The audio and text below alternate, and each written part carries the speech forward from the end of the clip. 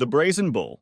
We're kicking off our journey into historical horrors with a trip to ancient Greece, home of philosophers, epic myths, and the Brazen Bull. Picture this: a life-sized, hollow bronze bull standing proudly in the town square. But don't let its majestic exterior fool you. This bull wasn't for admiring. It was an ancient torture chamber designed by the sinister Perillos of Athens. Perillos, clearly not a fan of standard punishments, presented his invention to Phalaris, the tyrant of Acragas. His pitch: the brazen bull would not only roast the condemned alive, but also produce music-like screams through specially designed pipes, making the bull bellow as its victim suffered inside. Talk about a twisted way to serenade the city! The condemned would be stuffed inside the bull, the door sealed tight. A fire was lit underneath, slowly heating the metal. As the temperature rose, so did the agony of the person inside. Their screams, amplified by the acoustic design, would echo through the bull's nostrils, creating a horrifying symphony of pain. Imagine a barbecue where you're the main course, and your screams are the soundtrack. Yikes! Legend has it, Phalaris decided to test this gruesome gadget on its inventor. Yep, Perillos got a first-hand, or first bull, experience of his creation, proving once and for all that karma really is a bronze bull. While it sounds like something straight out of a horror movie, the brazen bull was a grim reality for some unfortunate souls in ancient Greece. It stands as a testament to human ingenuity and cruelty, showing that even in the pursuit of punishment, some folks got a little too creative.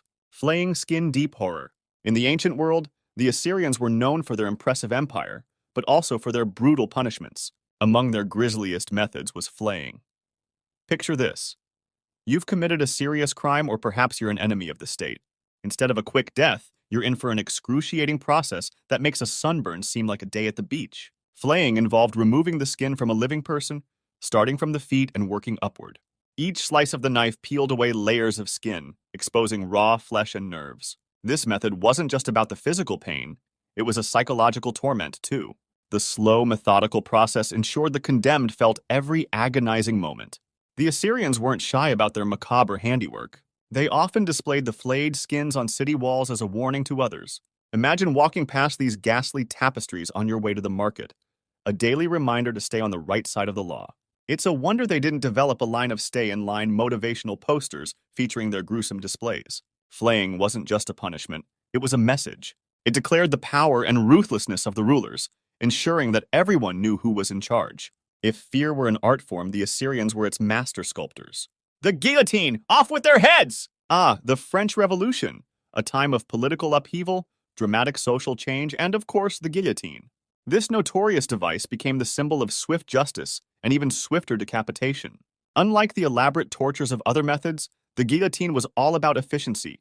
It was the assembly line of executions. The guillotine was invented with a somewhat humane intention. Dr. Joseph Ignace Guillotin proposed it as a method to make capital punishment more democratic and less painful. After all, what could be more equalizing than everyone, from peasant to king, losing their heads in precisely the same way? Here's how it worked. The condemned would be led to the guillotine, their head placed in a wooden frame. Above them loomed a heavy, angled blade, ready to drop at the pull of a lever. With a swift motion, the blade would descend, severing the head from the body in a single, clean cut. It was so quick that some believed the severed heads might retain consciousness for a few seconds after decapitation. Talk about a final moment of clarity! The guillotine quickly became a spectacle. Public executions drew large crowds, eager to see justice served with a sight of bloodshed. It was the ultimate reality show, and everyone wanted a front-row seat. Vendors sold snacks. Pamphlets chronicling the crimes were distributed, and the executioner, often a celebrity in his own right, performed the grim task with precision. Despite its gruesome nature, the guillotine was considered a humane alternative to the botched beheadings of the past, where dull axes and shaky hands made for painful, drawn-out deaths. With the guillotine, the condemned could at least be assured of a quick end. Not that it was much of a consolation. Over time, the guillotine became a powerful symbol of the revolution, embodying both justice and terror. It's a chilling reminder of how societal upheaval can lead to the most drastic measures, all in the name of equality. The Blood Eagle, Viking Vengeance. Venture into the rugged world of the Vikings, where the Blood Eagle, a method of execution straight out of a nightmare, was reserved for the most loathed enemies. This grisly practice wasn't just about death, it was about sending a message as brutal and unmistakable as a battle axe to the skull. Picture this: You're captured by Vikings, and instead of a quick, honorable death, they decide to make an example of you. The Blood Eagle begins with the unfortunate victim lying face down. The executioner, likely a seasoned warrior, makes a deep cut along the spine, separating the ribs from the backbone with a practiced, gruesome precision.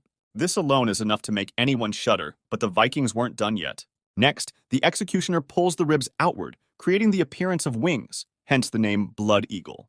But wait, there's more! The lungs are then pulled out and draped over the rib wings, leaving the victim to die slowly in unimaginable agony. It's a scene so horrifying it's hard to believe it's real, more fitting for a horror movie than historical reality. The Blood Eagle was not just a method of execution. It was a ritualistic display meant to instill terror in the hearts of enemies and assert dominance. Imagine the psychological impact on both the victim and any witnesses. The sheer brutality would ensure the Vikings' fierce reputation was known far and wide. It's like leaving a particularly grisly calling card. Historians debate the frequency and historical accuracy of the Blood Eagle, with some suggesting it might be more myth than reality. But even if it happened only a few times, its place in the annals of terrifying execution methods is firmly cemented.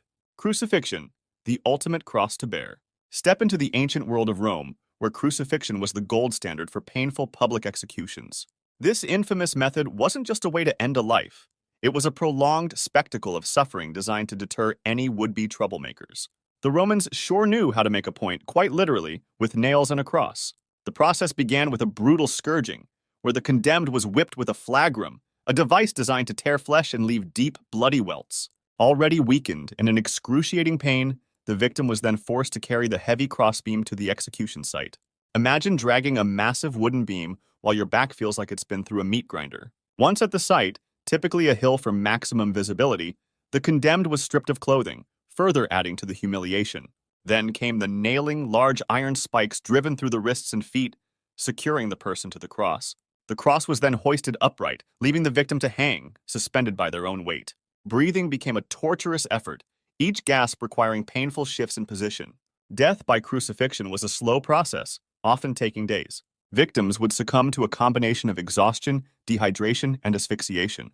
The whole ordeal was designed not just to kill, but to maximize suffering and serve as a grim reminder of Roman authority. If you ever thought you were having a bad day, a Roman crucifixion would certainly put things in perspective. The cross, now a symbol of faith for millions, was originally a tool of terror. It's a stark example of how symbols can transform over time, taking on new meanings far removed from their origins. From a means of brutal execution to a sign of hope and redemption, the cross's journey is as dramatic as the events that once unfolded upon it. Boiling alive, the ultimate human stew. In medieval Europe, if you thought getting caught committing a serious crime would land you in a dungeon, think again. Some unlucky souls faced a far more sinister fate, boiling alive. This method wasn't just about punishment. It was a twisted form of public entertainment that turned execution into a gruesome spectacle. Imagine this. You're led to a giant cauldron, not for a relaxing hot bath, but for the most terrifying experience of your life. The executioners, with a flair for dramatic cruelty, would often start with cold water. As the fire beneath the cauldron was lit, the water temperature would gradually rise. It's like the worst hot tub experience imaginable, where the water gets hotter and hotter until you realize you're the main ingredient in this human stew. The process was excruciatingly slow. As the water temperature increased, so did the pain. First, your skin would turn red, then blister, and eventually start peeling away. The agony was beyond comprehension, and the condemned could take a long time to die, all while the onlookers watched in horrified fascination. Talk about a crowd pleaser in the worst possible way.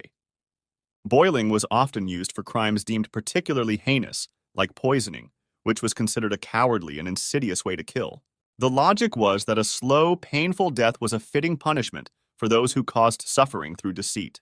Despite its horror, the practice of boiling alive wasn't widespread and was eventually abandoned. Even medieval executioners had their limits on cruelty. Well, sort of. It serves as a reminder of the dark creativity humans can exhibit when inventing ways to deal out justice. The breaking wheel. Spinning into agony. For our final foray into the world of historical horrors, we present the breaking wheel, also known as the Catherine wheel. This gruesome contraption wasn't for making pottery or grinding grain. It was designed to deliver a bone-crushing end to those who had crossed the line of medieval justice. Picture this. You're sentenced to death by the breaking wheel, a massive wooden cartwheel. The executioner doesn't just place you on the wheel, you're woven into it. Your limbs are stretched out and tied to the spokes, ensuring you're fully exposed. Now comes the pièce de résistance, a heavy iron bar, wielded by the executioner, aimed at your limbs with the precision of a blacksmith.